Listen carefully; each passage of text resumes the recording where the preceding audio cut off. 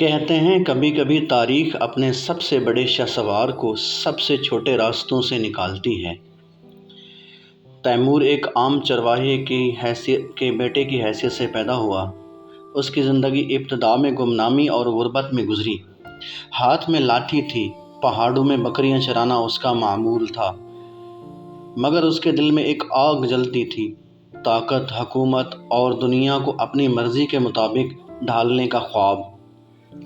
وہ چھوٹی سی چراگاہوں سے نکل کر میدان جنگ میں آیا تو قسمت نے اس کا ساتھ دیا۔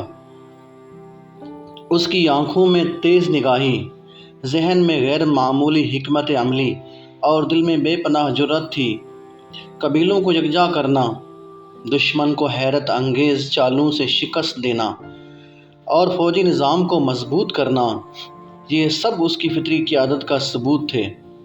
جلد ہی وہ چرواہے کا بیٹا امیر تیمور بن گیا۔ اس نے ایک کے بعد ایک سلطنت کو زیر کیا۔ سمرقند سے لے کر دہلی تک، انقرہ سے لے کر شام تک اس کی فتوحات کے جھنڈے لہرائے۔ وہ صرف تلوار کا آدمی نہ تھا بلکہ علم و فن کا قدردان بھی تھا۔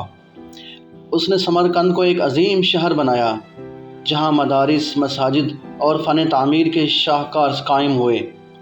تاریخ نے اسے تیمور لنگ کہا کیونکہ جنگ کے زخم سے اس کی ٹانگ لنگڑا گئی تھی، مگر اس کا عزم کبھی نہ لنگڑایا۔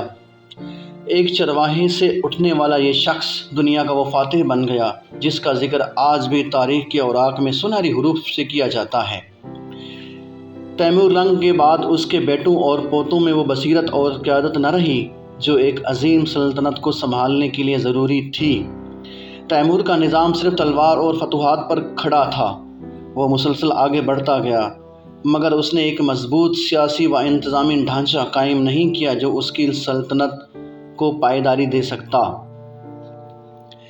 جب وہ دنیا سے رخصت ہوا تو اس کے جانشین آپس میں اقتدار کی جنگوں میں الجھ گئے۔